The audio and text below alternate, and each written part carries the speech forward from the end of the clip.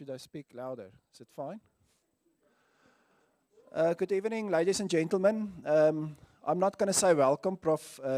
Tumi Moyo, our executive dean, is going to say a word of welcome.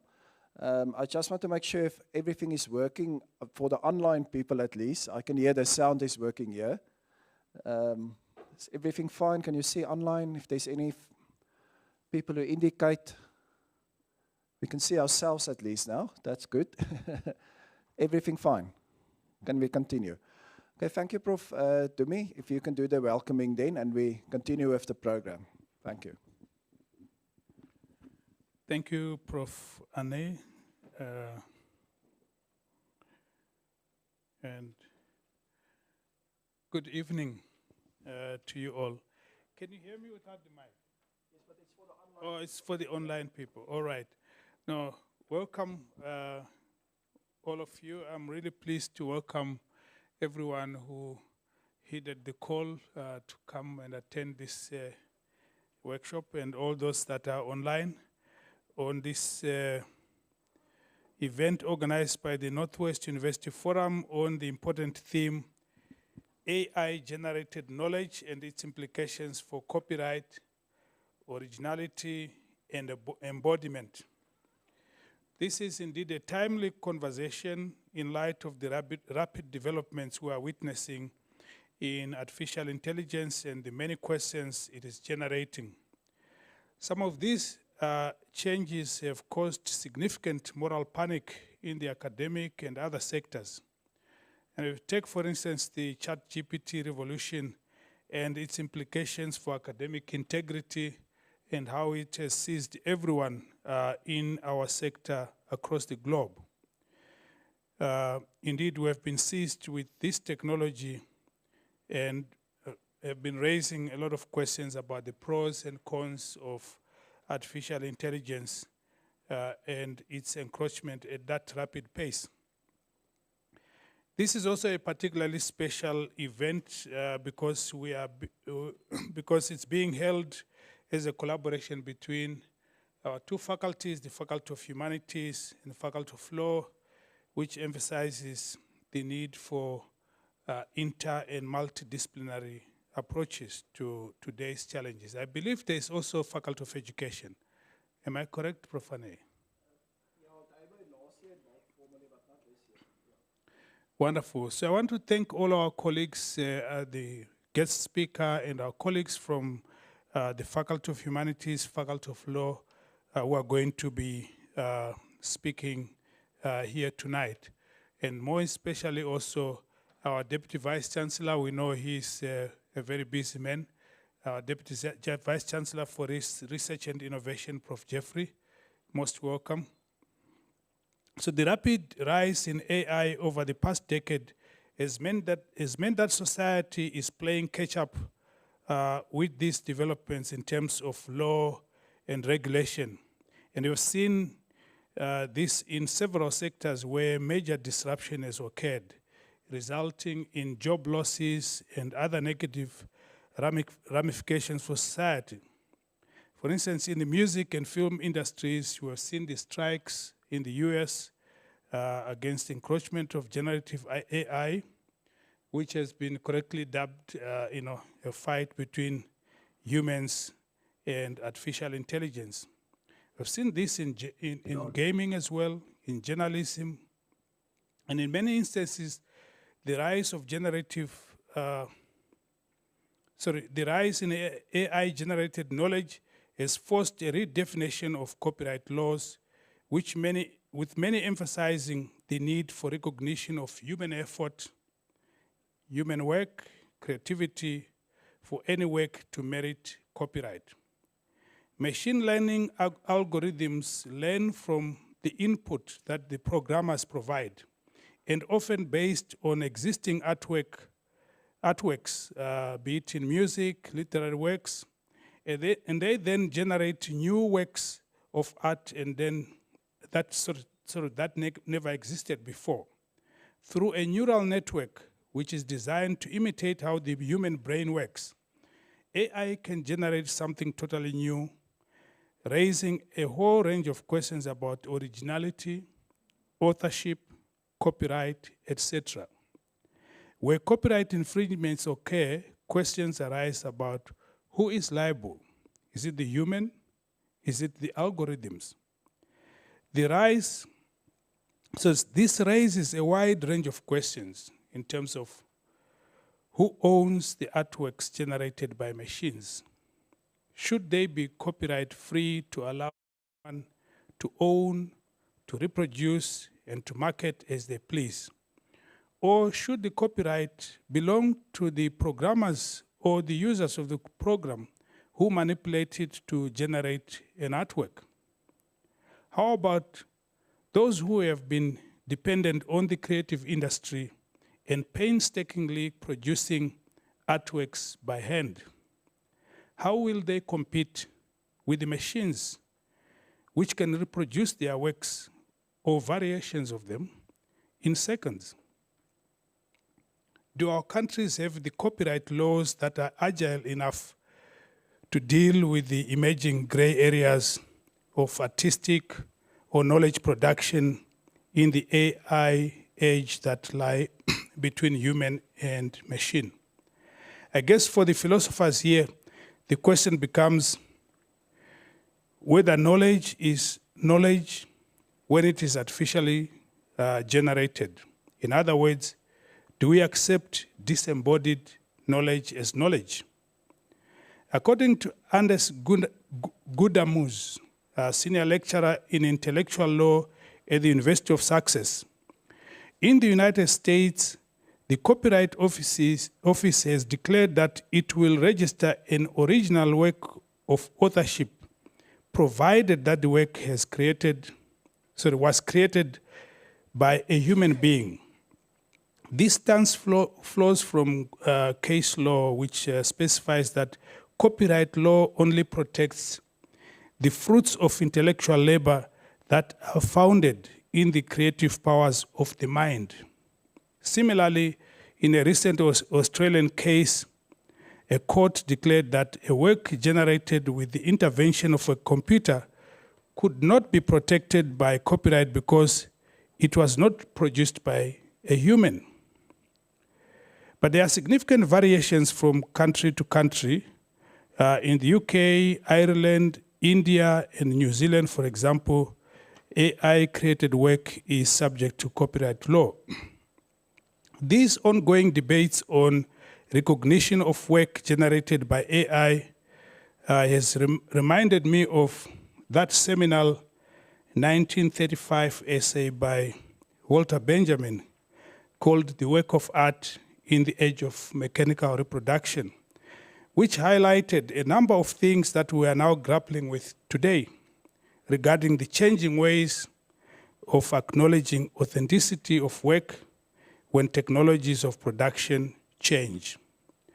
Benjamin's essay emphasizes a number of things. First, that mechanical reproduction of art devalues the aura or uniqueness of a work of art. Second, that mass production of art would mean its uniqueness is eroded because everyone can now own a copy of a Picasso for next to nothing. A defining feature of the aura of a work of art is its authenticity, which implies uniqueness, originality, cultural origin, etc. Existence of a mechanical copy of a work of art erodes its aesthetic value as well as its aesthetic authority through separation of the work of art from the originator, for instance. However, there is also the argument from Benjamin that the reproducibility of art has implications for the shift in power relations, where the masses can now participate in the consumption of cultures that they were previously excluded from. I do not have much time to discuss how these points resonate with the current AI age, but it is important to highlight that Benjamin was writing at a time of rapid technological change. The coming in of photography, film, and other technologies and their implications for society. The questions we are grappling with today regarding AI are therefore not necessarily new questions. These are questions that have been raised in the advent of photography, of film, of radio, and other technologies. And they have indeed arisen at almost every juncture of technological revolution, from the steam engine through to the digital and biological revolutions of today. So in conclusion, I believe we need to bring in more critical theory and legal lenses to analyze the implications of AI-generated knowledge in today's fast-changing world, considering the following realities. First, that complexity of the questions we are dealing with will intensify in the coming few years because we are in an unprecedented age of dizzying industrial revolution where change is the only constant. Second, that advances in AI will continue to be perfected to a point where the distinction between the work produced by humans and that produced by machine will increasingly become indistinguishable and blurred. And new laws will be required to make better sense of the new realities. Third, that recognition of copyright originality will continue to be contested for many years to come. And the enduring question will be whether machines or computers or robots should be given copyright just like humans. And finally, that countries in the global south where development and uptake of AI tools is slow will most likely be the losers again, as many of the unique art and artifacts we have will now be manipulated by AI and mass-produced in the global north where capacity to reproduce is greater. I want to take this opportunity to thank the organizers, Professor Ane and your team, and also to wish all of you a stimulating and engaging evening. Thank you very much.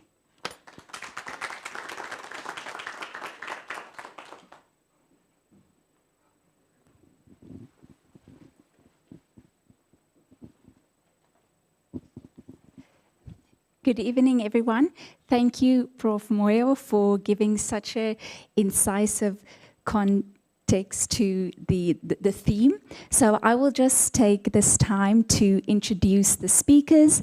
Today we have the privilege of listening to distinguished speakers who will delve into these complex issues and shed light on the multifaceted dimensions of AI-generated knowledge.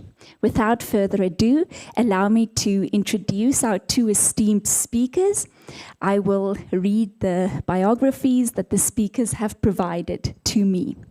Our first esteemed speaker is Prof. Vian Erlang.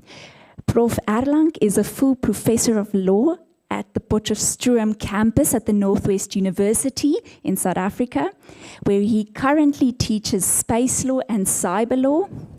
He is also an NRF-rated researcher, holding a Y1 rating.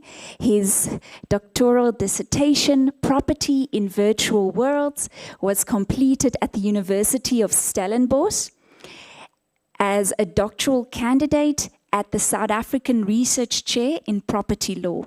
Professor Erlang presents sessions on various areas of space law at the annual Gujarat Air and Space Law Academy held at the Gujarat National Law University. He is also on the board of various international conferences and associations, including the Association of Law, Property and Society and the Young Property Lawyers Forum, and has been an associate editor of the prestigious Potchefstroom Electronic Law Journal. He is a member of the International Institute of Space Law, as well as a fellow of the European Law Institute. He was recently awarded the prestigious Von Humboldt-Georg Forrester Research Fellowship for experienced researchers. As part of this fellowship, he was kindly hosted by the Institute for Air Law, Space Law and Cyber Law. Professor Erlang's research interests and publications include, among others, aspects of property law, space law, virtual world law, cyber law, and social media law. In particular, usually with a focus on how concepts of property function in these areas, in particular how property and property law function in new and unexplored environments such as cyberspace and outer space. Professor Erlang has been involved in research ethics for the past few years. In addition to his international publication, Professor Erlang frequently presents papers at international conferences, usually about new and exciting developments and topics. Our second speaker for this evening is Dr. John du Toit. John du Toit is a senior lecturer in the School of Philosophy at the Noordwes-Universiteit in the Faculty of Humanities. He is a doctor in philosophy, has a master's in biochemistry, and has studied at both the Noordwes-Universiteit in South Africa and at Ghent University in Belgium. His research focuses on the question of embodiment in relation to digital technologies, tracing the ethical and political implications thereof. He is actively involved in the scholarship of teaching and learning, focusing on the philosophical foundations of teaching in higher education institutions. His research interests are feminology, philosophy of technology, critical theory, existentialism, and ethics. Without further delay, let us welcome our first speaker for the NW Forum, Prof. Vian Erlang.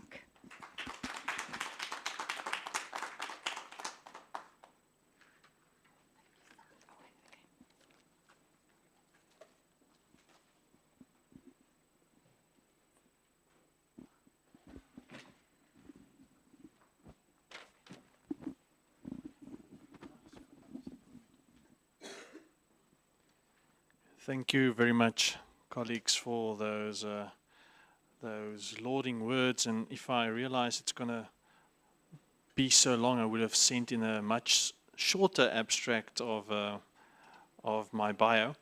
But be that as it may, I was sitting here and listening to Prof. Moyo's short summary, and I think I can just sit down again and I believe he's covered most of the issues. But as I tell my students, it's always good to hear things repeated, because then it kind of sets in and you can think about it. So with that said, perhaps the last caution, I will not provide you with any answers tonight. I will provide you with questions. So, good evening, everyone.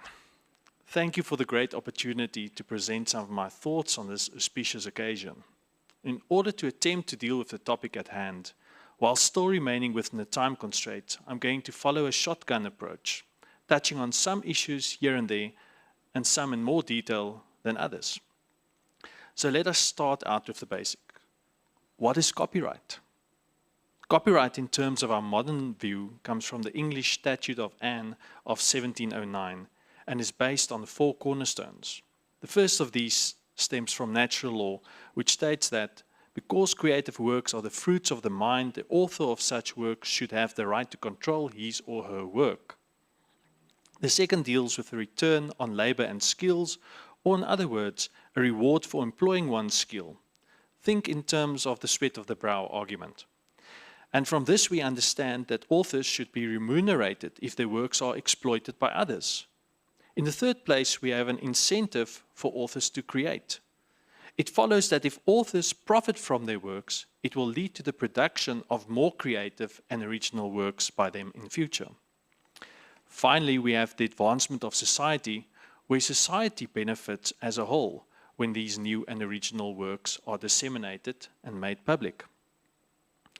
Copyright automatically comes into existence the moment that copyrightable idea is given expression to, by means of publishing, or in terms of putting it down on paper, when performing it, or expressed in any other way. Please note that an idea that is only in your head is not copyrightable. The next question refers to what is an AI, and more specifically, generative AI. Without going into too much detail, I don't think it's unsuitable for me to let one of these generative AI entities give their own opinion on this. As such, I asked Google's Bard AI to briefly explain what generative AI is. It responded as follows. Generative AI is a type of artificial intelligence that can create new content, such as text, images, music, and videos. It works by learning the patterns and relationships in a data set of existing content, and then using that knowledge to generate new content that is similar to the training data. Generative AI models are typically trained using deep learning, a type of machine learning that uses artificial neural networks. Neural networks are able to learn complex patterns in data, and this makes them well suited to generative AI tasks. The answer is quite clear and concise, and I will not go into this further today. Now, what is the problem when these two things are combined? In terms of our discussion tonight, if an AI is to create something that is copyrightable, copyright protection would also immediately come into play for such AI-created content the moment that it is given expression by the AI. In other words, if that content satisfies the requirements for copyright in such creation, any such content could, in theory, be protected under copyright law. So, can an AI be the author of copyrightable work in South Africa? Well, the Copyright Act differentiates between traditional works of authorship, such as literary, musical, and artistic works, and other types that are computer-generated. To determine if something's copyrightable, one of the most important questions relates to the originality of the content. And in order to decide whether something is original, one should look at the labor, effort, and skill that was used by the author to create the work. Arguably, in South Africa, one can say that in terms of the Copyright Act, the author of a computer-generated work will be such a person, read human, who made the arrangements for the creation of the work. The exact phrasing used is making the arrangements necessary for the creation of the work, which leaves a lot of room for interpretation. So let us consider some possibilities. On the one hand, we could argue that the developer or the coder of the AI could be considered to be the author, because they made the arrangements necessary for the work to be created. On the other hand, a counter-argument is that generative AI, by its very nature, makes decisions that are independent from the person who created the AI. In other words, the AI makes decisions regarding the determination of what the work will look like independently from the developer, and these decisions will differ each time. Therefore, one cannot know in advance what the AI will create. As such, the argument can be made that these AI-created works were not designed by the developer of the AI. This stems from this new form of AI's very nature that tends to operate on neural networks and makes decisions in what we can refer to as a black box or closed room environment, which is opaque to everyone except the AI. Hence, it is very difficult to follow or interrogate the reasoning of an AI when it is creating something or making a decision. In fact, for all intents and purposes, not even the creators of the AI can, with any certainty, tell why the AI is doing something or what the outcome will be. Be that as it may, even if one were to accept that an AI was creating novel works on behalf of the developer, and therefore the developer could be considered to be the author of such works, the next question is whether the efforts put into place by such author were sufficiently robust to result in the creation of a sufficiently original work that is protectable by copyright. I have not touched on the issue of how ownership separate from authorship of copyright could work in this case. And to answer the question about SA law, nobody knows. Moving on. Essentially, there are two areas where generative AI and copyright infringement comes into play. On the one hand, we have things that happen on the input side, and on the other hand, the output side. For example, an AI needs to be trained, and in order to do this training, it needs an even more copious amount of training material than your average university student would have you believe they have to know to get their degree, i.e. gargantuan. An AI needs huge amounts of data. The reason for this is quite simple. The more an AI can be trained on, the better. More effective and possibly accurate the AI will be. We always have to remember the old programming mantra of GIGO, or garbage in, garbage out. All of this data needs to come from somewhere, and this is where we encounter most of our problems when it comes to copyright. I will not go into all the details about how generative AI and large language models work. I'm sure that there are many people in the audience this evening that are much better versed in this, and in fact probably working in these areas. But perhaps it would be good for us to try and understand this in its most simplistic form. Let's take a look at this picture of a cat. In order for AI to understand what a cat is or is not, it needs to be trained by providing it with hundreds or thousands, or even better, millions of pictures and photos of a cat, in addition to the descriptive text explaining what is seen on the images as a form of metadata. On the other hand, we also need to provide it with the same volume of pictures and photos of things that are not a cat. So insert some joke about Schrödinger here if you want. This will help the AI to differentiate between what is a cat, what is not a cat, but perhaps rather a lion or a cheetah or even a dog. We have to remember that the AI works in abstract digital information. As such, what we instinctively know from just seeing it to be a cat should be broken down into ones and zeros, and these ones and zeros have to be interpreted, categorized, and applied by the AI algorithm into something that it can understand. For those of you who have already started dabbling in some of these systems, such as DALL-E, ChatGPT 3 and now 4, or that now nearly ubiquitous forms of Microsoft Copilot or Google's Bard, will have noticed that quite often there is an opportunity for you to give feedback to the AI and tell the AI where and how it has made a mistake in the answer it has provided to you. This is also a form of training that the AI uses to better itself. Now that we understand that generative AI uses masses of data for training and functioning purposes, we can ask ourselves how this data was collected, where it was collected from, what type of data was collected, and whether such collection and training involves the reproduction and or copyright associated aspects of using such data. And finally, whether it was done with or without the permission of the copyright holder. The answer to these questions is usually quite difficult to find, and in most cases, secrecy surrounds the detail about what data is used to train the AI. Consequently, it is difficult and or near impossible for copyright owners to ascertain whether their IP has been used without their permission. Sometimes it's easier than others, and we'll see why in a moment. This is related to some prominent and in almost all cases still ongoing litigations regarding these questions. For example, in the first place, we have got litigation in the US where a class action suit was filed against GitHub, Microsoft, and OpenAI that alleges that GitHub's Copilot coding assistant violated the legal rights of content creators who posted the original code and other work on GitHub, contrary to open source licenses which require the attribution of the author's name to such works in addition to copyright.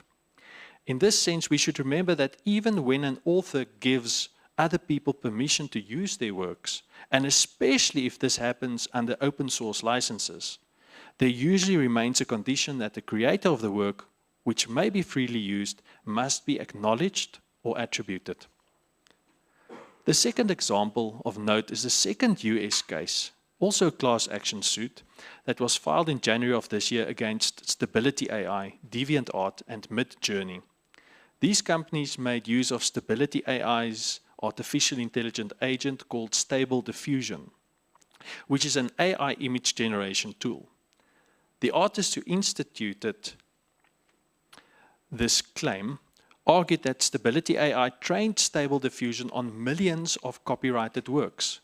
These copyrighted works would have been used without the knowledge or consent of the artists. The third example concerns the company Getty Images, which has instituted legal action against Stability AI in the UK. They argued that Stability AI were engaged in unlawful copying and processing of millions of images as well as the associated metadata that are protected by copyright, and that this was done without a license so as to commercially benefit from, and to the detriment of Getty Images and the content creators. Following on from this, Getty Images also instituted litigation in the United States. Next, we have a name which some of you might find familiar, Thomson Reuters. Thomson Reuters instituted a lawsuit against Ross Intelligence in the US. They accused Ross Intelligence of illegally using Thomson's Westlaw database without permission or compensation in order to create their own AI-powered database. All of these lawsuits are still ongoing, and it remains a mystery whether we will actually see any judgments coming from these cases, since I suspect in almost all of these cases an agreement will be reached out of court, especially because it deals with secret and proprietary information. Now you can wonder where and how these companies and the AI find all of this data. On the one end, much of this data can be found by sending a bot onto the internet and mining the information from freely and sometimes not so freely accessible data, using what is also referred to as scraping the data. On the other hand, why reinvent the wheel when someone else has already done this for you? Many of these AI companies make use of the so-called Lion 5B dataset. For example, Stable Diffusion is traced on this dataset. While in the past it was a free-for-all in terms of acquiring and using these masses of data, we now see that industry pressure has resulted in an industry-wide move that allows for opt-out of these AI models and datasets. The counter-argument, of course, is that rather than opt-out, datasets should be opt-in. Now, I'm aware that most of my students are visual learners and like to look at pictures. So for those of you who are tired of the cats on the screen, here we have a good example of how AI can make you scratch your head when it comes to copyright. This concerns the case of the AI comic book. The artist Chris Castanova created a comic book called Zarya of the Dawn. The comic book featured AI-generated artwork which complemented Castanova's human-generated storyline and text. The US Copyright Office initially granted copyright to the full publication, but after becoming aware that the comic was generated using AI, the full-fledged protection was cancelled and replaced with more limited protection, which only extends to the text, selection, coordination, and arrangement of text by the author. The individual images in the comic did not receive protection since they were not created by a human. After this, the USCO issued new guidelines on works that contained material generated by AI, which highlight the requirement of human authorship for copyright protection. In these guidelines, the USCO states that it is well established that copyright can protect only material that is a product of human creativity. Most fundamentally, the term author, which is used in both the US Constitution and the Copyright Act, excludes non-humans. Now we turn to the copyright aspects of output generated by the AI. It is quite possible that when the AI generates the output, that the eventual output could be an infringement of someone's copyright. And if the output contains aspects that infringes on a substantial part of a copyright work, then it would be copyright infringement. However, please note that as with all things law-related, what is substantial could actually be a very small part of the actual work. But irrespective of the details, if infringement does take place, who is to blame? The user of the AI tool who provides the prompt from which the AI works, or the creator, or the owner of the AI system, or finally, the AI itself? Here we see an example of an image that was created after prompting the AI to create it. And I'm not sure if you can see, but quite clearly, it has even embedded the slightly diffused watermark from Getty Images in the new picture that it created. This is an excellent example of how an output can clearly be infringing on someone else's copyright. Now we deal with the output element regarding attribution. Even if one is allowed to use the copyrighted material of someone else, attribution remains a relevant concern. In the first place, if we accept that authorship of a copyrighted work can only subsist in human authors, the right to be attributed can only relate to such human author. In other words, it would follow that an AI system has no right to be attributed as the author of a copyrighted work. However, especially for us academics, it is always good to attribute the AI, at the very least as a source of our material to avoid plagiarism. To now go back to the authors of works who were used by the AI as training material, the question remains whether they should be attributed by the AI and or the end user of the AI system. Now, you remember that at the outset of the speech I mentioned specifically Microsoft Copilot and Google Bard as forms of generative AI. You will also notice that the examples I mentioned of AI, or rather the use of AI being taken to court and litigated in terms of copyright infringement, did not specifically deal with either of these two. However, we should note that for most of the examples mentioned above, these forms of AI are employed by users who actively wish to make use of their services. As such, they know what they are going to make use of, and they should be aware of the associated legal risks of using an AI. However, soon generative AI will become part and parcel of our everyday tools that we use for work. For example, here is a quote from the Microsoft 365 Copilot project launched on 21 September this year. Microsoft 365 Copilot combines the power of large language models with your organization's data, all in the flow of work, to turn your words into one of the most powerful productivity tools on the planet. It works alongside popular Microsoft 365 apps such as Word, Excel, PowerPoint, Outlook, Teams, and more. Copilot provides real-time intelligent assistance, enabling users to enhance their creativity, productivity, and skills. I just installed it on my computer. It rebooted 1 hour ago. It's on there, it's working. I believe that for our purposes here at the university, we will see the most immediate benefit of using AI in terms of the use of Copilot in Teams and Outlook. I'm quite sure that, like me, many of you struggle to keep on top of emails, dealing with various calendar scheduling issues, and generally just being more effective in what we do every day. The point that I'm trying to make here is that we're going to be using generative AI as part of our normal everyday working procedures. As a consequence of this, the AI is going to have access to all of that data. This data can be freely available. It can be personal. It can be sensitive. It can be under embargo, or even subject to some sort of legal privilege. Do we just blindly trust that Microsoft will deal responsibly with this information? Will the analytics generated using this information be used to our detriment? For example, can this information be analyzed by one's employer to hold you more accountable? For example, by keeping to office hours or monitoring your productivity? Will the metadata associated by this be used to track your movements? Could this information be used to collect sensitive details such as possible health issues or details concerning your visits to the doctor?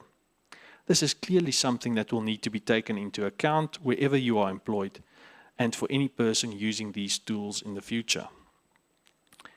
But with that aside, let me go back to the question about the information used by the AI. We will need to be very certain that any information accessed and used by the AI, especially in a closed environment such as a company, business, or the university, will not be used by such AI for improving its own training or algorithms. Now, before you all run out of the door with pitchforks and flaming torches towards IT, demanding that we stop using Microsoft products, Microsoft specifically speaks to this fear and addresses 3 points of concern: the use of proprietary organizational data, the protection of sensitive organizational data, and in the third place, it touches on something that will probably feature in terms of POPIA in the near future. They deal with the EU data boundary. Microsoft assures us, at least in terms of the preview version of Copilot, that Microsoft's 365 Copilot is compliant with our existing privacy, security, and compliance commitments to Microsoft 365 commercial customers, including the GDPR and European Union data boundary. Prompt responses and data accesses through Microsoft Graph aren't used to train foundation LLMs, including those used by Microsoft 365 Copilot. So Microsoft goes into a lot of detail further on in the document and basically tells us that it's okay, everything is safe, everything is fine, as long as, and then of course there are a couple of exceptions. One of the most important of these is the effective use of rights allocation or information rights management between users. In other words, making sure that any specific user only has access to that enterprise-wide information that he or she is supposed to have access to. One area where information might leak out of the safe environment is where a user provides feedback to Microsoft about some aspect of the service or the system. That typical thing of send feedback to Microsoft, and it includes your email you try to send and all the rest. As always, the weakest link in a good cybersecurity system is the human element. That information must never be leaked to any place outside of the organization. And when I say leaked, you can also think about the word copy, because this is what we talk about. The copying of information that is copyrighted from the university or any other system, organization. And this information may not be used ever for the training of the main AI dealing with other instances and other people across the world. This is relatively similar to what happens when you submit the work of a student to Turnitin. If you do not deselect the option of leaving the information in a Turnitin database, that submitted work will remain on the Turnitin database and will be used in analyzing and comparing with all other submissions in the future. Proprietary data and information cannot ever be allowed to permeate outside the core structure of any organization using these tools. This now brings me to the final point that I wish to raise this evening. At the moment, it is clear that a lot of interaction with and information submitted to AI platforms have been integrated into the learning activities and models. So much so that it is quite possible that in your dealings with ChatGPT, you submitted a draft of your latest article, asking the AI to write an abstract or conclusion for you, or to highlight the most important parts dealt with in the article. This article that you submitted is now part of ChatGPT's learning model, and the AI will draw on this when somebody in the future asks a related question to the topic that you dealt with.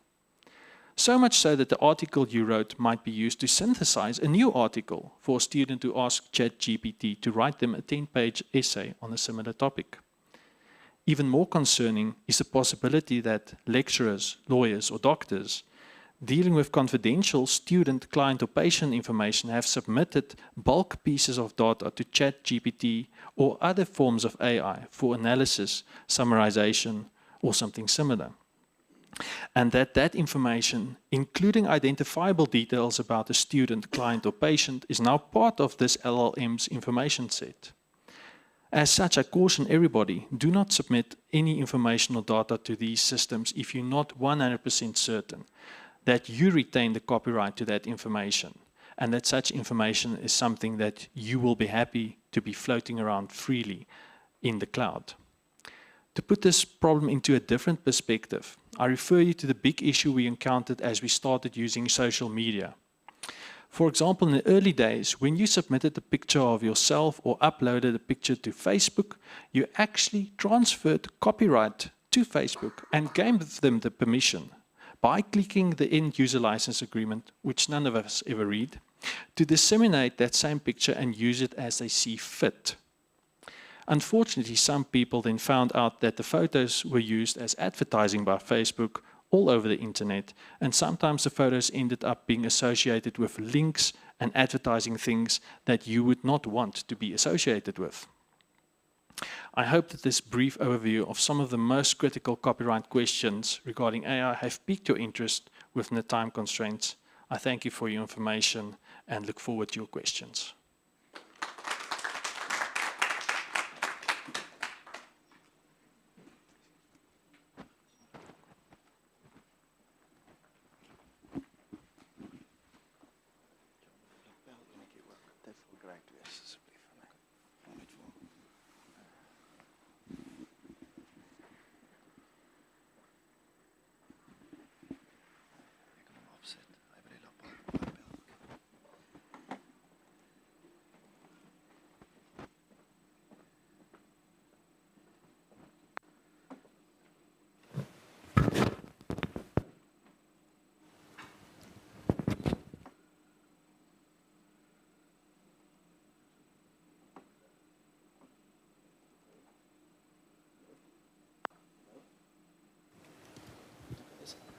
Test? Yeah. Okay.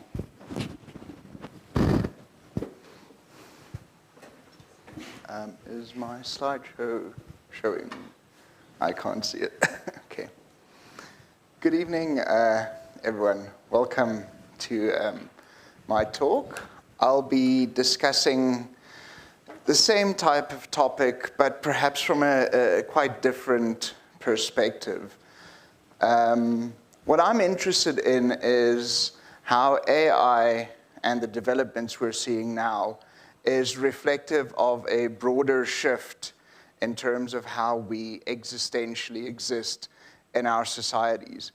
And my talk is entitled Freedom in an Algorithmic Future, an embodied conversation. And I know we've got some people online, but I'm very glad we have folks in the room as well, because this is what I think is what we should be aiming for, the idea of having embodied conversations more often.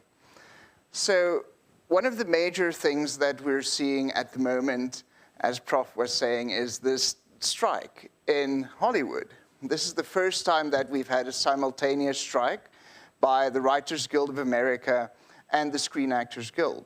This is the first time since the 1960s when Ronald Reagan was still leading the protests. And if you know your history, that is quite long ago.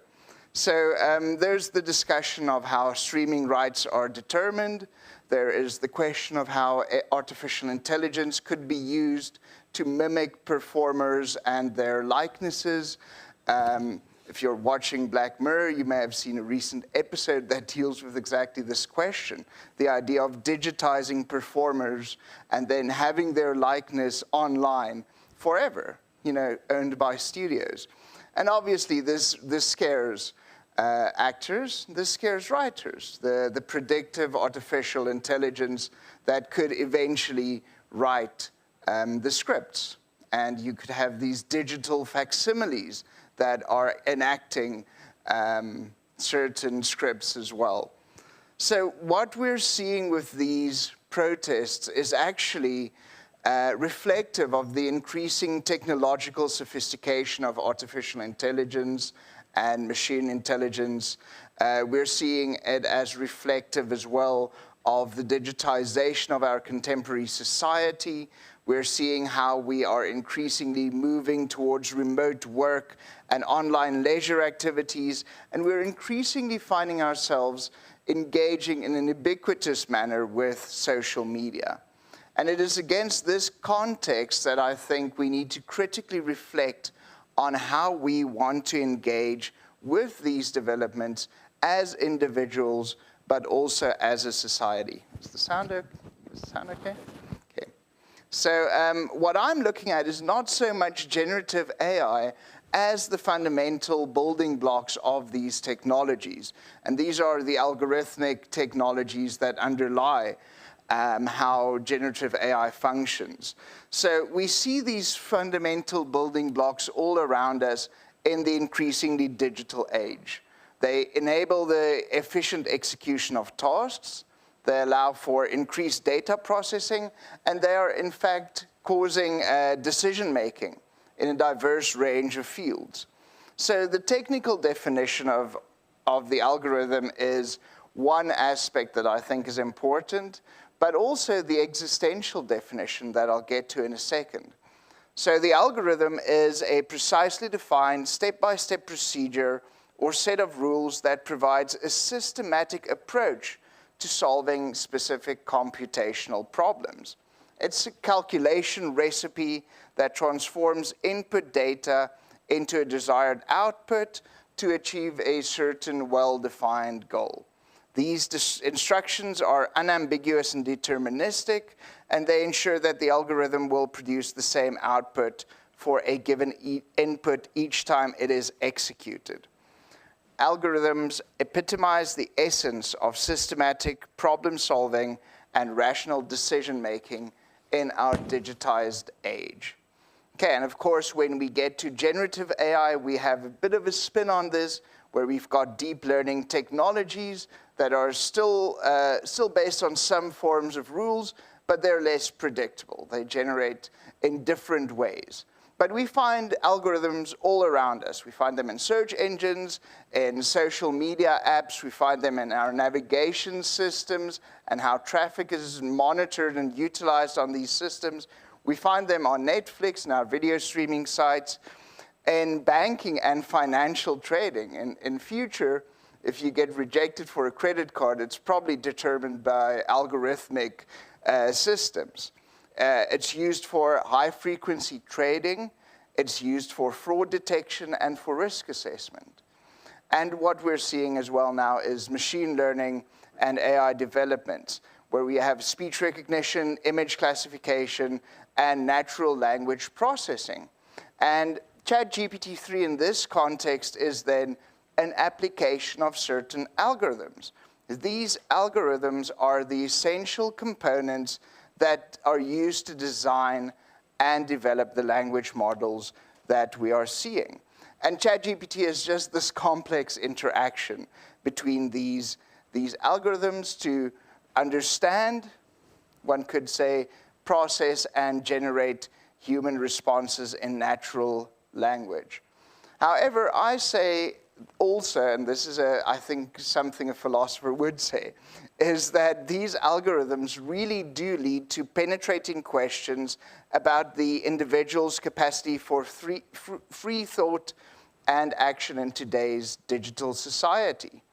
If we say that technology is the new drug that everyone is hooked on, we need to investigate what kind of side effects are being brought into our societies. And it is a drug. Everyone's got their phones. They're habituated into using it constantly. And we can't just look at the design of devices and analyze these designs, because what happens is that the problems arise when human beings start using these devices. So it's not just enough to have engineering know-how, but rather we need to look at the humanities and how the humanities can contribute to an understanding and analysis of the human situation that we find ourselves in. So while there is a technical definition of algorithms, it is the task of disciplines such as the humanities to investigate not merely the broader societal impacts of the use of these technologies, but also the existential directedness that results from the use of these technologies. Okay, and I've got some examples of how these algorithms really engage with ways that humans function. The first is how these algorithms are often embedded with certain values that are designed by the engineers that create them. So you have the possibility for discrimination and inequality in the use of these technologies. And you find that these values don't often align with social values that one might be generating in a society, but instead correspond to economic consideration, capitalistic considerations. And we find that the two are very closely intertwined. What I find even more problematic, though, is how these algorithmic processes replace decision-making. It replaces critical thinking for a lot of individuals. And we see this especially with the rise of filter bubbles and echo chambers, where we have these neo-fascist social structures arising in virtual space and then kind of having an impact on the societies that we live in as well. So the presence of algorithms in various aspects of our lives raises concerns about the concept of freedom. As a student of philosophy and a phenomenologist, I want to investigate exactly these types of existential side effects of digital technologies. And I think that's an important question that we need to continually ask ourselves because of the ways in which these technologies insert themselves, often in insidious ways, into the ways in which we live. Okay, so why phenomenology and why existential phenomenology? Phenomenology, as some of you may know, is the science of consciousness. And I believe that this is the entry point that we need to really investigate digital technology. It allows insight into the relation between subjectivity from the first-person perspective and the virtual. And it will be able to illustrate to us what the rise of this virtual society is doing. It allows us to formulate the question, what is the existential experience of the algorithm like from the first-person perspective? Okay. It's about how we experience certain things. And here I find that Merleau-Ponty contributes well to the discussion. Merleau-Ponty says that our bodies, flesh and blood, allows us to generate a certain horizon to experience the world through. And this horizon is what will allow us to investigate algorithms from some anchoring point, from some foundation. I'd suggest that digital algorithms as deterministic, structured, and generating things in a specific manner also in turn affects the structuring of the embodied subject's potentiality. It allows for perceptual regimentation, and it directs our intentionality through habits and habitudes that we acquire in virtual space and bring from there into our offline existences. So one might ask, why, French phenomenology? Why these thinkers that might be historical footnotes? Well, Merleau-Ponty, especially his centrality that he gives to the body, allows us to overcome one of the major problems we have in analyzing digital space and virtual space. And that is this 90s idea that virtual space is somehow related to disembodiment. When you put on your virtual goggles, you are somehow projected from the basis of your body into cyberspace. And unfortunately or fortunately, that is not really what happens. We are always in our bodies. We experience the world as part of our bodies, and we relate to people and to the things around us from the basis of our bodies. So if the virtual realm isn't kind of disembodying us, it must be doing something to the contours of our embodiment. And this is something that I think phenomenology uniquely allows us a perspective on. Along with this kind of value that I see in embodiment and Merleau-Ponty's work, there's also a revival in the philosophical field of phenomenological research. There's an increase in interest in embodied cognition. There is interest in the interdisciplinary value that arises in utilizing embodied studies, and there's a general revival in phenomenology itself. So what does this Merleau-Ponty figure argue? Merleau-Ponty argues that we need to look at embodiment as the starting point for investigating the world around us. He says that perception is found in the individual's whole bodily habitation of their environment. So we live in an environment, we function in a world through our bodies. Okay, and we often forget this. We often theorize when we are doing academic work specifically about things we see around us, but we rarely kind of look back at the horizon of our perception. And this horizon of perception, he says, is a perspective, and it is situated. I own my body, I live my body, and my body is not the same as my students, as your body, as your body. Everyone has their unique perspectives through which they encounter the world. And this shapes the world. This changes the way we look at the world. We forget often that the essence of consciousness, therefore, is found in our perception, and that perception only takes place through the contours or the architecture that the body provides. Now, I think that is an important insight. The idea that the architecture and the structure of our bodies shapes the way the world is made manifest to us. And this is where we get to a point where we can engage in a direct and primitive contact with the world. We recognize that we are beings in the world and that our meaning arises in this kind of conversation that we are having with the world as well. The embodied subject exists within the world, and there is the recognition that while one's eyes allow one to see, we see in the world itself. This is where meaning is generated from, in this kind of relationality we have with the world, with objects in the world, and with the people around us. And this is not a distinction. This is not two poles that can be separated, but rather it is a lived dialectic that gives birth to perception. And this is why perception is crucial for Merleau-Ponty. He says that there is some sort of fusion between my body and the world itself. There is an overlapping and an encroachment so that we may say that the things pass into us as well we into the things. Okay, and this is a crucial aspect because this allows us to make sense of the digital technologies we use.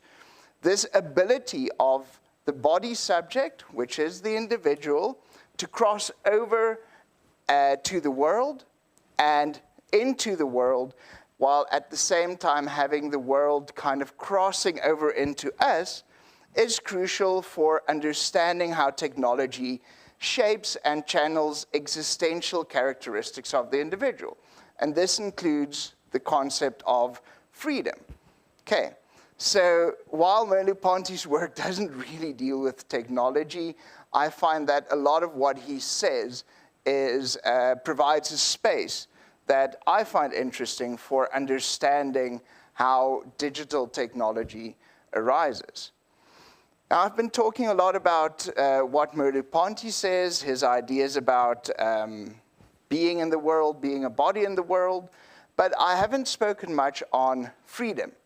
And the question of existential freedom is really the big problem of the existentialists. The idea that we can be free in a world to make certain choices, but how free are we really? And here we need to kind of look at the discussion between Sartre, who says that there is a kind of absolute freedom.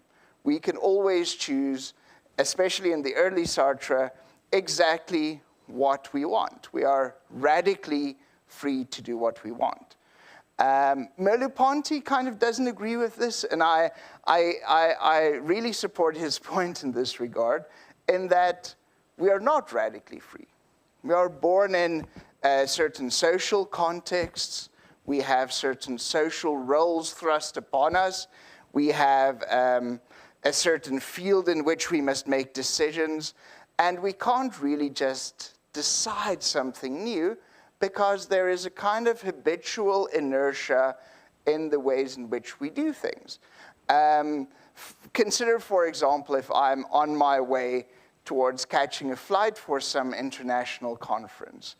I'm in the car, and now, according to Sartre, I can absolutely choose to go do something else, to have a coffee and miss my flight and, go back home. But that is not really an authentic situation, because I've been planning for this. I self-define my being as someone who will present at an international conference, and all the decisions that I have made have kind of put me into this space where I'm not really going to decide not to catch that flight. It would be very strange for me not to catch that flight.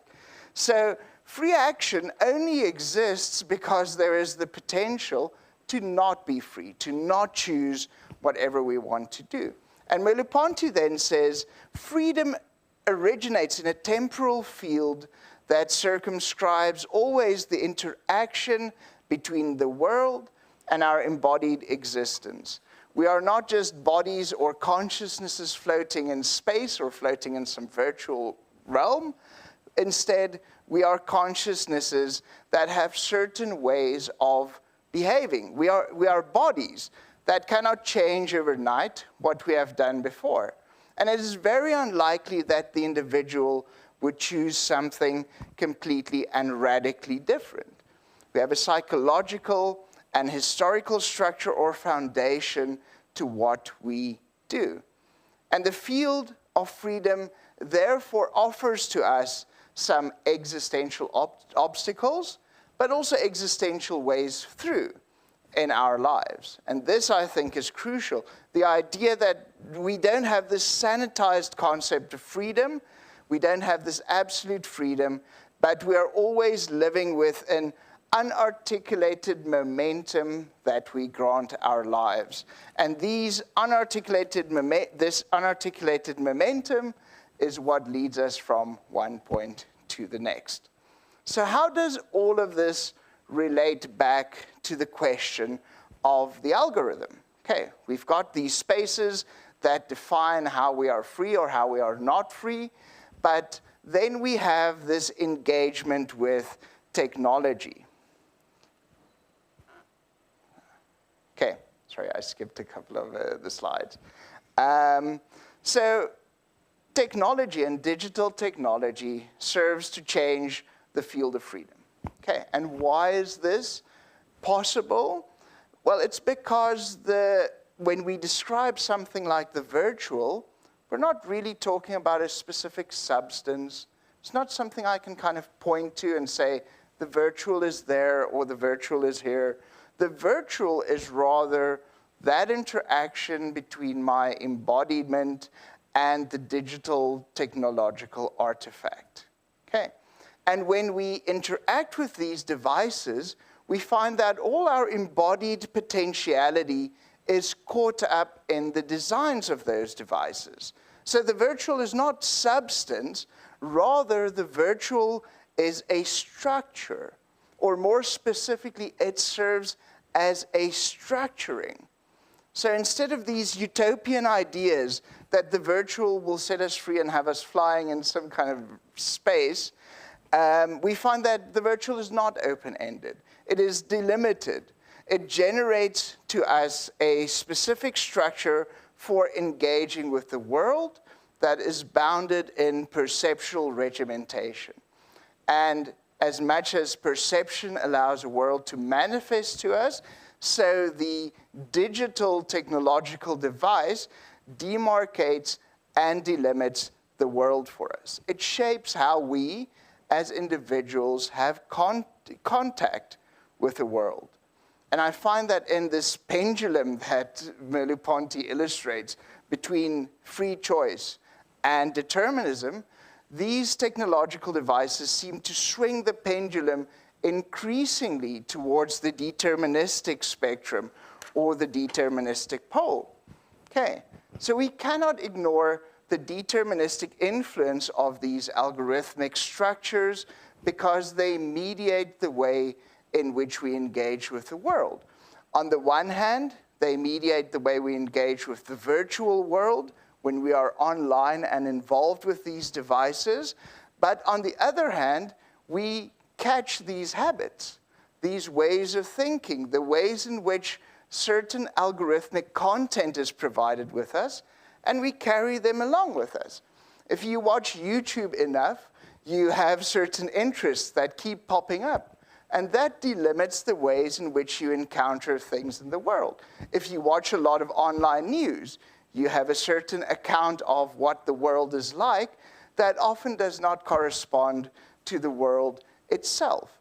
But because we're so continually engaged with these devices, because we are so continually engaged with the content that they are providing, we really can't see the world for what it is, because it is so intermeshed between the world of our offline perception and the world of our online perception. Okay, so we can't think ourselves outside the algorithm because the algorithm shapes the dimensions of what we see in the world. And that is a crucial factor here. This is happening on a mass scale. The pre-reflective, pre-analyzed, pre-theoretical shaping on a mass scale of how people can make choices and see the world around them. And this leads to a lot of what we're seeing in society today, I would argue. Political polarization, the rise of fascism, states of perpetual crisis, and a lack of critical thinking and engagement with topics that would in the past would have been, hot-button topics. And we may call upon politics and critical theory, but the way in which these technologies are designed short-circuits these insights, because these devices are at once reflective of broader content, but it is also personalized for the individual. I will end off in 1 minute, if that's okay. Think about what ChatGPT does with language. It creates language and crafts it in a very specific and deterministic way. Merleau-Ponty says, well, language is so much more. Language is a dynamic and co-creative singing of the world. We uncover and articulate the emotional core of our worldly perceptions of the people and the things around us. But algorithms can only interact with language extracted from this space. It's found in abstraction and not in the actual. It takes that which is dynamic, embodied use of language, gestures, for example, and casts it into amber. We can't find a voice in these spaces because our voices have been predetermined to act in specific ways. So the problem is that we can look at ethical algorithmic design, we can look at regulation and oversight, and we can look at transparency in terms of how these processors are applied, but we can never reach through these processes the existential characteristics of the use of these technologies. What we need instead is user education. The recognition that the perspectival, the embodied, is different from that which has no context, which has no history. That is these AI-generated spaces of knowledge. Think about things like gender expression, sexual engagement, conversation, connection, again, creativity, as I was mentioning at the start. So while we have this risk when we are speaking that we can be misunderstood, that we can be nervous, we always have that attractive option of handing over our conversation to the other.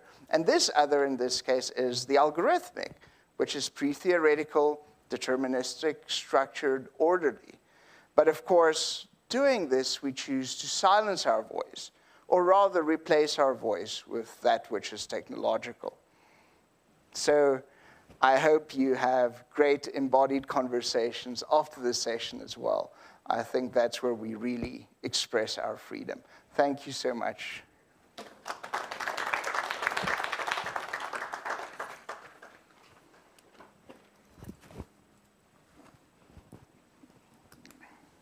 Thank you, John and Vian. You will be thanked in the end properly, but just for now, thank you. We appreciate your, of course, really interesting contribution. That you can't walk away with the technology. I can't, otherwise someone might hear what I say afterwards. Yeah. We have the privilege of having Prof. Jeffrey Mpalele here with us at DVC Research and Innovation. And I asked him specifically to give a brief response after the two speakers, because I think what I say has huge implications in the research context. So of course, Prof. Jeffrey, you're welcome to say something more about it in other contexts, but for us working at the university, thinking about AI, copyright, and these things, it all comes down to how we also will, how it will affect our research and research outputs. So please, thank you, Prof. Jeffrey. We are looking forward to your, I don't want to restrict you, but it can be a brief response. You're welcome. Absolutely. Is it possible to get the other one? Yes.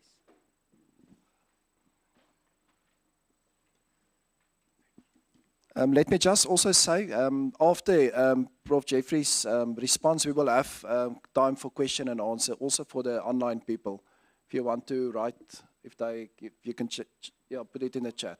Okay, thank you. I hope it's on. Can you hear me? I think it's under. There's a button there at the top. Yeah. Hello? Can you hear me now? Okay.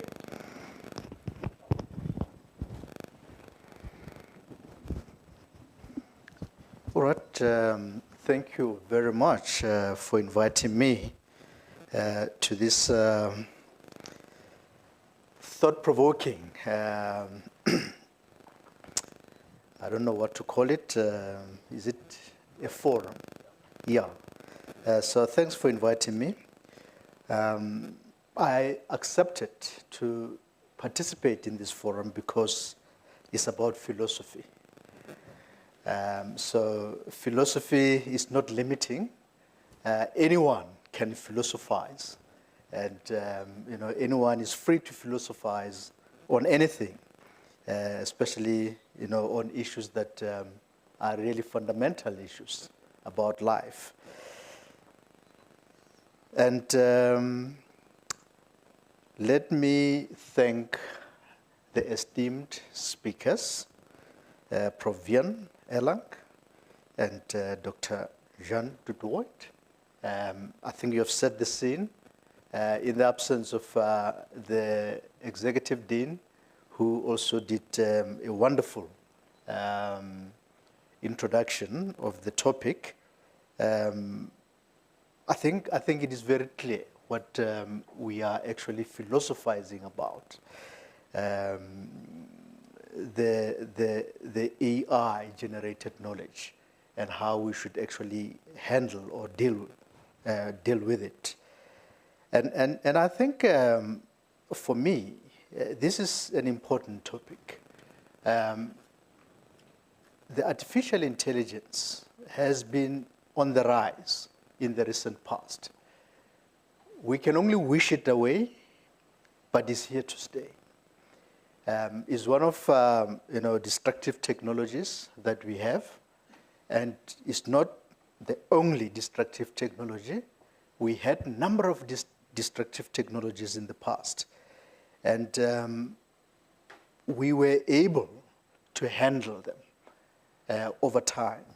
Obviously, at the beginning, the future is not certain, and I can tell you that most of the questions that we are pondering about at this stage, we just don't have a clear-cut answers. And it's just natural that we don't have clear-cut answers, because our relationship with artificial intelligence at this stage is completely unknown. Yes, we engage with artificial intelligence, but we know what we know at this point in time. There is a lot that we don't know, which will come in the future. So I've got a couple of points that I would like to make on my behalf, and not necessarily on the behalf of the university, because maybe let's deal with the university issue first. If you ask me, what is the Northwest University stance on the use of artificial intelligence in general? We are not there yet, but we have to get there, because we can't leave this as a question mark forever. And in the academic domain, it's extremely important that we engage with this issue, because it's not just in my portfolio, Prof. Ane, in the portfolio of research and innovation. It's the same issue in teaching and learning, and I think it's the same issue in community engagement. In fact, it goes far beyond that, because if you think about corporate support, artificial intelligence can be used.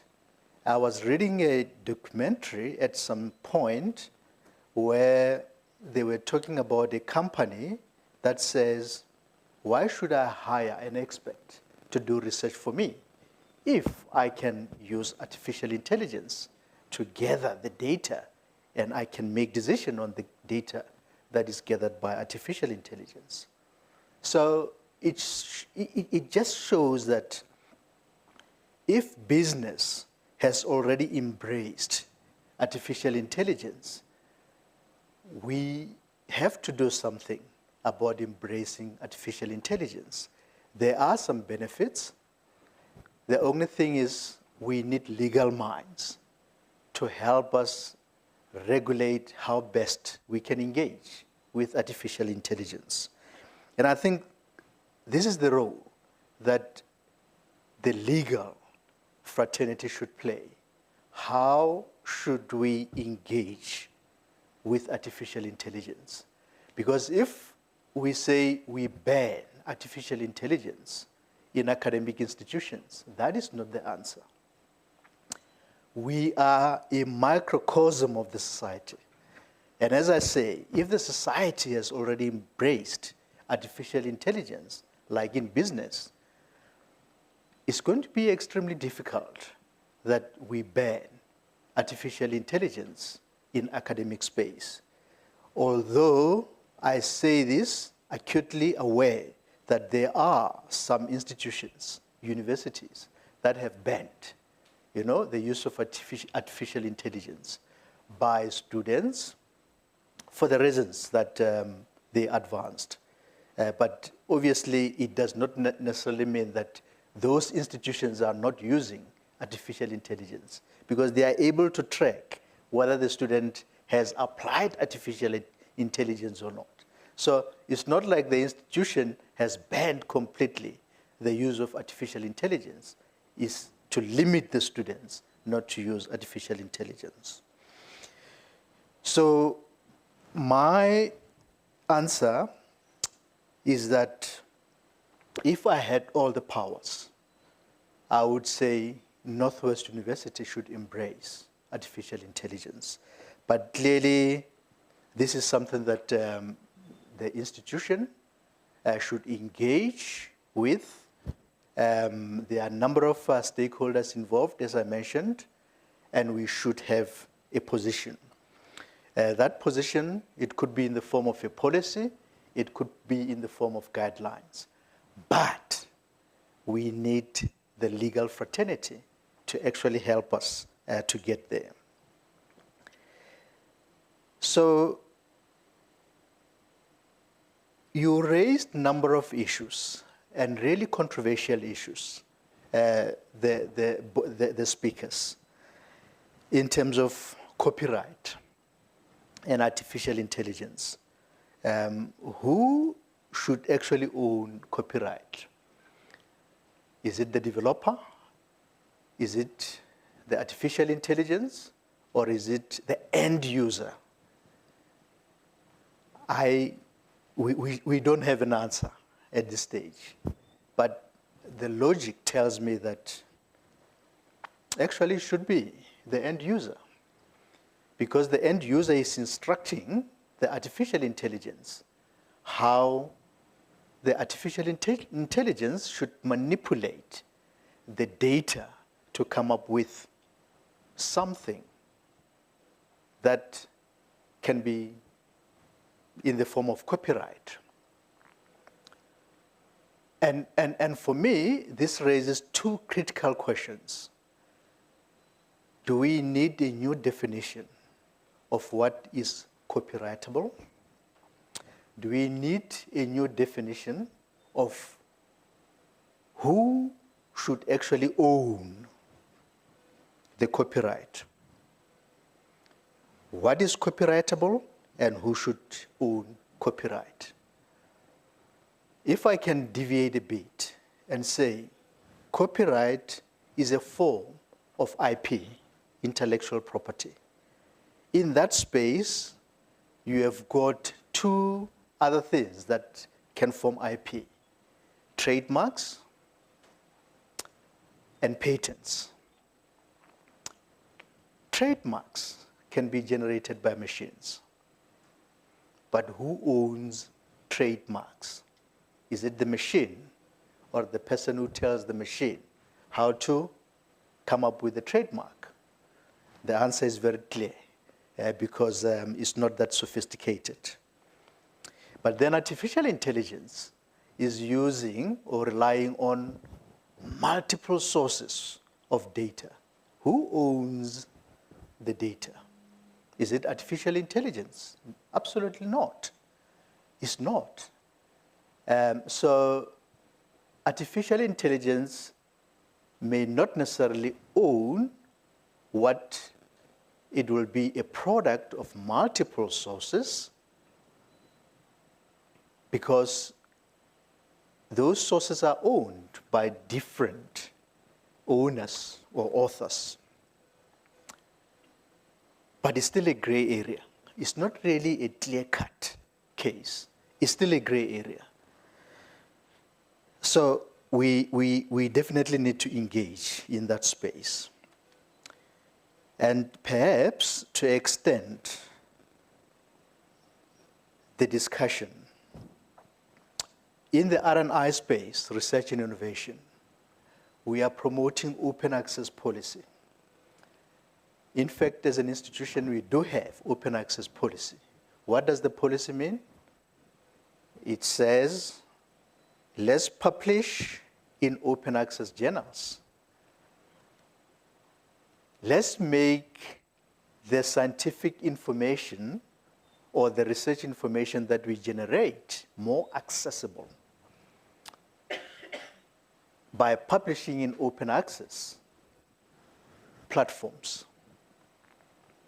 So you can imagine that you are a researcher, you do a lot of hard work, it goes into open access platform, then it's accessible to everyone, including artificial intelligence.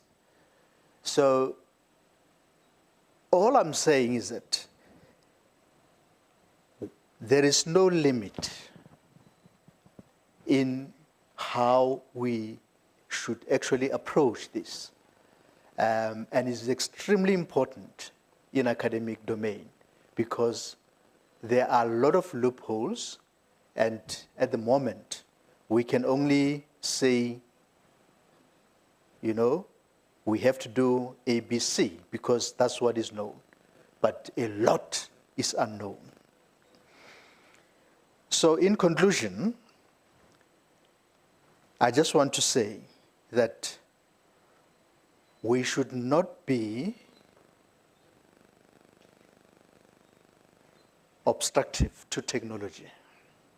We should not, because there are far more advantages of technology application than disadvantages. And technology has been with us for many, many years. If I can use an example in my space in health, laboratory medicine, if you can gladly rely on technology that can diagnose you with any medical condition, and that technology is using combination of things, including artificial intelligence, right? In laboratory medicine, we are preaching artificial intelligence as the way to go. If it can tell you that you have got maybe cancer, but then it can go on to say, all right, we can actually tell you if you're going to have cancer in 5 years' time. And then, if you know you're going to have cancer in 5 years' time, you can already start mitigation against the development of cancer. So, will you say you don't believe in artificial intelligence? I doubt. I think we will embrace artificial intelligence. But all I can tell you is that in pathology or laboratory medicine, we rely very much and heavily so on the use of machines, which rely on artificial intelligence, some of them. And we have been using this for many years for diagnosis, and we have embraced it. So in academia, is the rise of artificial intelligence is clearly pushing us to look back and redefine the things that we used to be comfortable with. And I know it's uncomfortable space, but we have to do it. So that will be my conclusion. Thank you very much.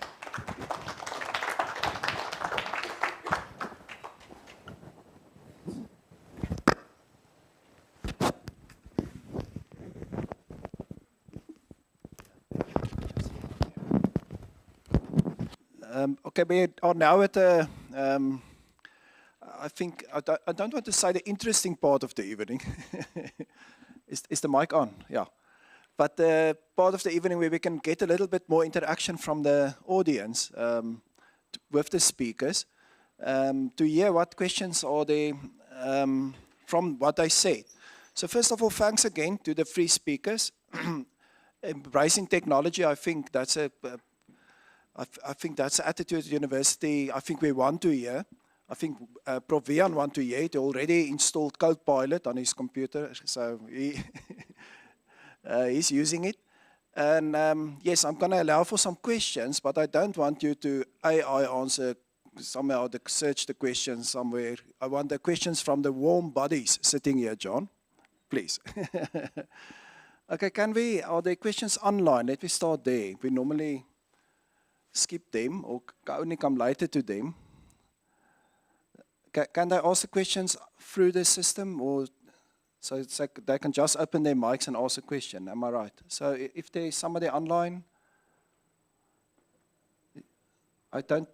my assistant don't see anyone now. So let's hear then in the audience if there's a question. Otherwise, I don't see a hand immediately. I wonder if the two speakers want to react quickly on what Prof. Jeffrey said in the end, in his response. Perhaps that's a good way to start. Just to what you heard that you thought might be something interesting to react on. You're welcome. Okay, since I've got the mic, I'll start. Thanks, Prof. Jeffrey. Yes, indeed, I believe two things. The first one is AI is a great new thing, and what happened this year, the jump that we saw in development of AI from AI that we had in some fuzzy logic and it's making nice decisions and working with predictable outcomes, and the jump to what we see now, and I don't know if everyone realizes, but the jump between GPT-3 and 4 is exponential, and that scares me. We have got no idea what the abilities is that it has, but I think it is something that is going to change society like previous industrial revolutions. So this might actually be the next. It might not even be included in the fourth. It might be the fifth industrial revolution that we see to come. So we should remember that it is a tool. And this is the thing. So we can overreact. And initially we saw that universities across the world did this. Knee-jerk reaction, they just banned it outright. And now I've seen lately in the past few months the opposite happening. Universities all over are starting to embrace it. They're encouraging people, use it, let's see what we can do. And at the same time involving and evolving policies. So as with any tool, we can use it responsibly, we can use it for good, or we can use it for bad. And I think this is where we need to figure out where we stand. But we won't know what it does if we don't use it. Thank you so much, Prof. I appreciate that as well. I think one should be careful of, Luddism, kind of just arguing against technology because it's new. I do think we need to be careful and wary, though. I don't think we have even dealt as a society with the Industrial Revolution yet. If you look at the environmental damage that is caused, I'm not sure we're ready to deal with this jump. I'm always worried when we kind of turn to a form of digital solutionism, say that these are tools that will just benefit. History has kind of shown us that technology determines society, and I think this is one of the biggest determinants that we'll face. But there's also a positive spin that could be put on this. Artificial intelligence is, in a sense, is an intelligence on tap. It's a specific type of intelligence. And as you were saying, Prof, why do we need experts if we have these technologies at our disposal? If we think about how societies are structured, it's based on distinction between intelligence. More intelligent people get better jobs, and less intelligent people kind of go by the wayside. So could this kind of break that discrimination based on specific types of intelligence? Could it shift the ways in which employment functions in our societies? You know, intelligence is kind of the last frontier of discrimination when we don't know where IQ comes from, whether it's nature or nurture. So these are changes that would fundamentally reshape what we're doing. I don't think these are just tools. I think these are massive changes to our societies. And I really appreciate the insights here. I also think we need to think long-term about what this does to the ways in which our societies and our species functions in the world. Thank you. Okay, thank you, John. I saw two hands while you were talking. So Gisela was first, and then Yolandi. So let me just bring you the mics. Yeah.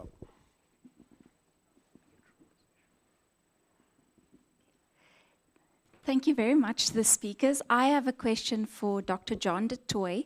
You touched briefly on the systems that is instantiated in virtual spaces. Can you elaborate a bit more on that? And then also, I was wondering, do you think that those systems that are instantiated can perhaps become dictatorial or coercive? Should I answer or wait for the next question? Thank you so much. I appreciate that question. You're talking about these systems. Are you specifically speaking about political structures that arise online?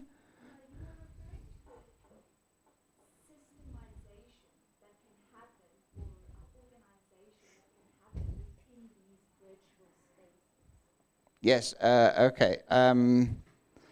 I think that's exactly part of what people miss when they talk about virtuality. They have this tendency, and I have this tendency as well, to be very utopian in what technology allows us to do. But however you express yourself online is delimited in some fashion. We just need to think about the attention economy and how our attention is actually exploited by these technologies. And not these technologies themselves. I think you could do technology well by these companies that run these firms that kind of design these technologies. I do think there's, to a large extent, coercion. There's a design to keep oneself online and engaged with content that does not necessarily existentially enrich, creatively inform, and that generates skills that are only useful in these online spaces. Think, for example, of these, fan fiction that may be seen as something that's very creative and engaging, but these are skills that are utilized to produce fiction online, reshuffling characters and situations from already existing properties and using material that's already copyrighted. So these are not skills that really translate well unless you write the next Twilight, which started out as fan fiction. But these don't translate into real world skills that people can use. And then you have class distinctions arising based on those people who spend more time online and those people who design the technologies to keep the rest of the people online. So definitely a coercive element that one can counter through careful use of these technologies. Thank you.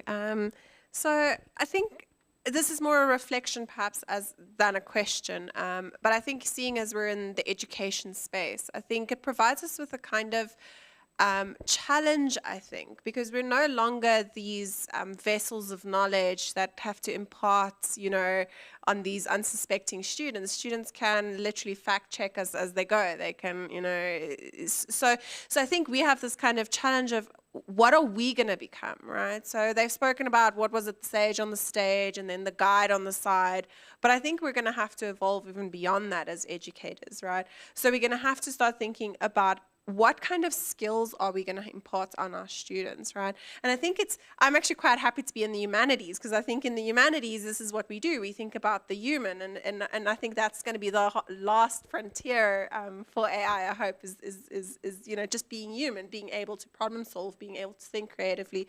And perhaps I think the critical engagement, again, becomes so absolutely important. How are we going to teach our students to critically engage with these things and not just accept it at face value, and not just, so I think we are going to become less teachers of material and more perhaps skill developers, right? Where we have to say to our students, okay, here's this thing, but how do we use it? Why do we use it the way we use it? And even things like hallucination detection, right? So that's one of the big things that AI does. And one of the things I tell my students is I can ask AI something about Aristotle and probably know whether the AI is right or not. You can't yet, because you don't know Aristotle. So I think, then it becomes that kind of thing. How do we teach our students to detect when it is hallucinating, when it is just making up facts? So I think it places an incredible challenge, but actually quite an exciting challenge. How are we going to change what we do? Because we can no longer just lecture for 2 hours on a topic that the student can literally just look up on TikTok probably and know what it's about in 60 seconds, right? That being said, I don't quite know how to do that yet, but I think it is a challenge. So yeah, perhaps if we can maybe just speak to the education element of it. I don't know if anyone wants to react quickly on the panel. Prof. Ian, thank you. I can only agree with you that certainly, the technology is forcing us to redefine how we do things, how we teach, and number of things that we do in academic space. So clearly, it's not something that you can have a clear-cut answer on at the moment. As I said, a lot is still unknown. But I like to believe that if we take a position that says, if a student is using artificial intelligence to generate any form of artwork, any form of writing, then we should be able to say, this is actually not you. It's coming from artificial intelligence. How have you used it? And as one speaker indicated, using artificial intelligence responsibly, what is it that we should accept as the coverage for using artificial intelligence? Is it 5%? Is it 10%? Or is it 50% of the artwork? And I think this is where regulation should come in, because once we have got a regulation, we will be able to say, based on our regulation or based on our policy, this is how we expect you to really engage with artificial intelligence and other technologies, of course. And the same thing, like we define what constitutes, plagiarism. So we should be able to get to that space with the use of artificial intelligence. But in the same vein, they will learn a lot of skills from using artificial intelligence. And in fact, once they graduate, some of those skills might be needed in their workplace. So you can't put a barrier wall between technology and skills development. Thanks, Prof. Jeffrey. If I can just also jump in there quickly. I think the focus here is on transferable skills. So we've given this some thought in law as well. And the time has come and gone where you teach a student that you go to court, you do A, you follow this process, and that's it. Now we don't teach them answers so much as ways of arriving at the answers.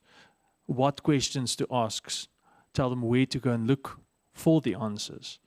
And so we're moving away from memorization and rote memorization and the application of that fixed knowledge to being lifelong learners who are able to keep up with changes in society. And this is something that as a society, and especially in South Africa, we need to embrace. We need to allow people to be able to get skills where they can change jobs. The time of going into one job and retiring from that same job has come and gone. And society doesn't reward us for that. In fact, it penalizes you if you stay at the same job for too long. So if someone here wants more money, you need to leave and go to another university because you'll get a raise. That's a bit tongue in the cheek, but it's true. And one other thing, I mean, we're scared of how students will use AI. But let's look at the normal plagiarism situation. You ask a student, write an essay about X. So traditionally, the student who wants to cheat, what do? They go into town. There are numerous people in town who do this. They pay the person 500 rand, whatever, they write the essay, and they come and hand in the essay. We don't know that. The only way that you know that the student has been cheating is if you know that student, you know this is not the vocabulary they will use, or then you are the person who identifies. The same with stuff that's written by ChatGPT. We did in fact, my students, I had to force them to use it for the cyber law course. ChatGPT, one of the things they had to do is they had to use it to ask it a question and then provide the answer. ChatGPT didn't, or Turnitin didn't pick up one instance of the use of AI. What it did pick up is 2 or 3 cases where it identified the student, the stuff was written by AI when it was clearly not. So, and there are reasons behind it. But to take it one step back, we're scared of AI now. But one generation ago, if you ask a student, write something, what do they go to? They go to Google. They choose the first thing that Google tells them and they accept it as correct. And this is where critical thinking comes in. And the same applies with the new generation AI. You can ask them a question, but you still need to apply your own mind. You can use it as a launch pad, almost like Wikipedia. What it's good at is running through this information overload and get you some things that you can work with, but you still need to work with it yourself. So it's not going to take away our jobs, not anytime soon. Okay, I think I'm going to just stop there. There's time for another one question. I would allow for an online one. Otherwise, from the audience, there's a hand in the audience. I just want to hear if there's an online one. You don't see one there. Okay, so Louisa Marie, you're welcome to ask the last question.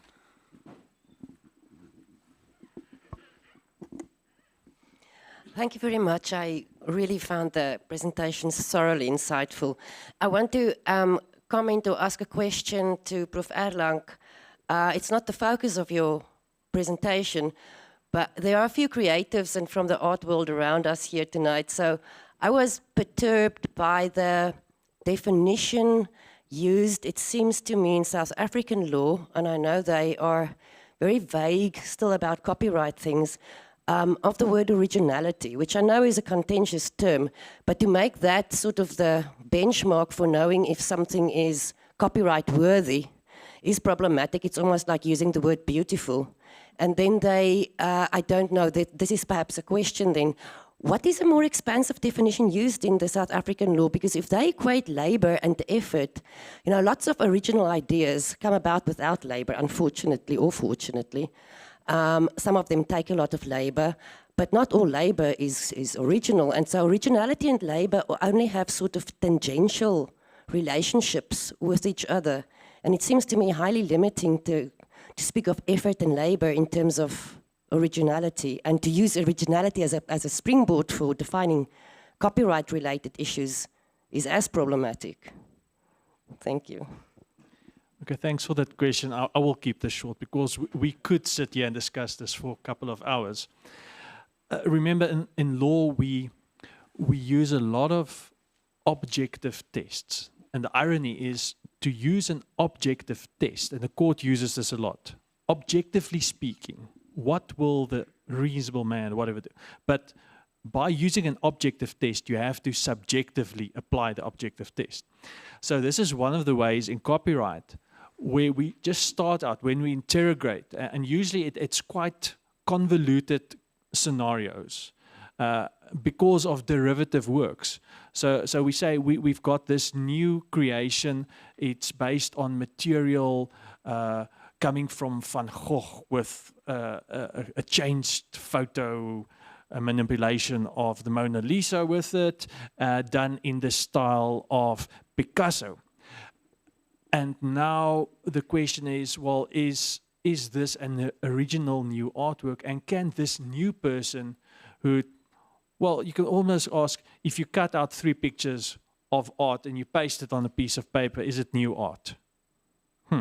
And then the court, in law, we need to make a decision. So we need to have a number of things that we look at. One of these, the first one is always, to what extent is an original contribution made? It can be a small thing.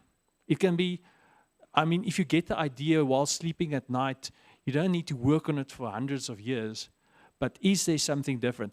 And although it is applied in copyright, it's much more applied in patent law. And incidentally, South Africa is the first jurisdiction in the world that allowed and accepted that an AI could be the creator and the owner of a patent right. It is now believed that we were wrong in doing that, and I believe that patent will probably be taken away pretty soon. But yeah, so I mean, copyright and law, crazy area, but good questions that you're asking there. Okay, thank you. Yeah, I realize we have a lot of artists or lecturers in literature and creative subjects here. So it's interesting that they came to listen to this talk, and of course the influence on their field of study. We are at the end of the evening. We're going to have refreshments afterwards, but I'm going to ask Prof.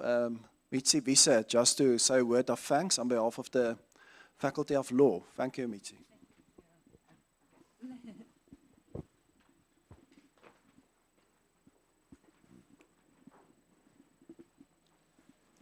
Hey, good evening, everyone. I realize that I'm the only thing standing between you and the refreshments, so I'll keep it brief.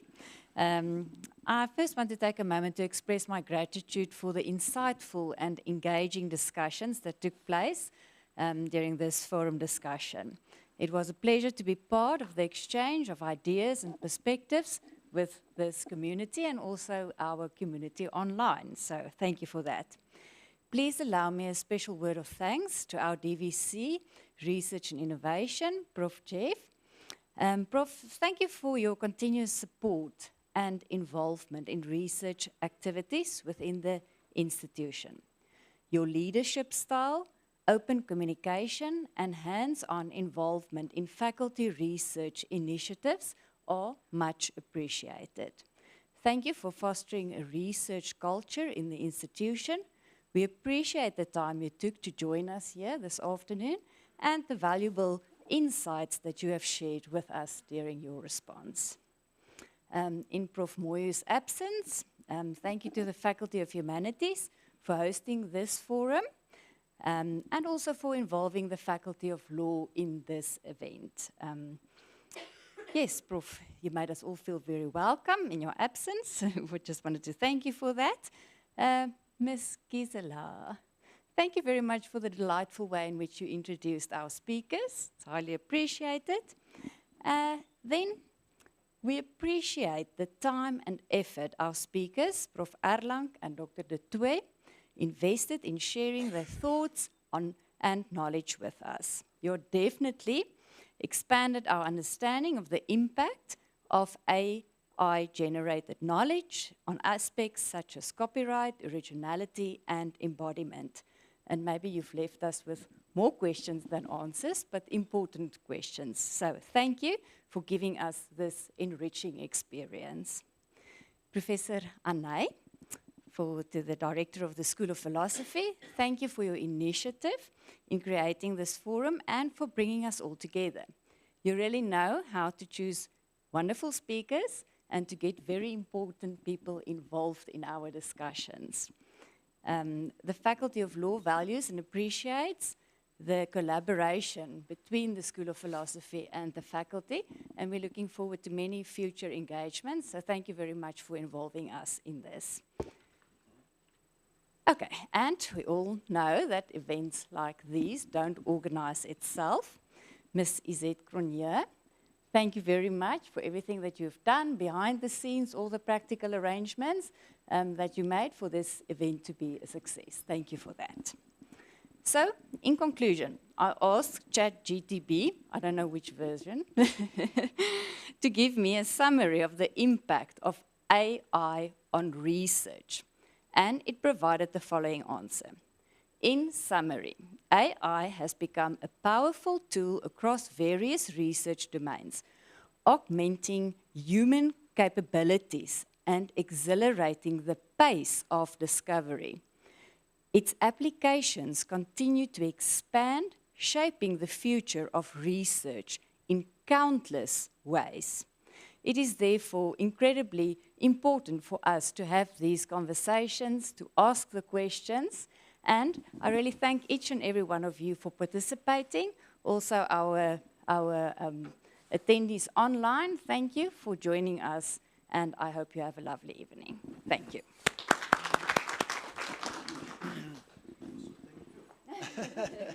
Yeah, thank you, Mitzi, and thank you.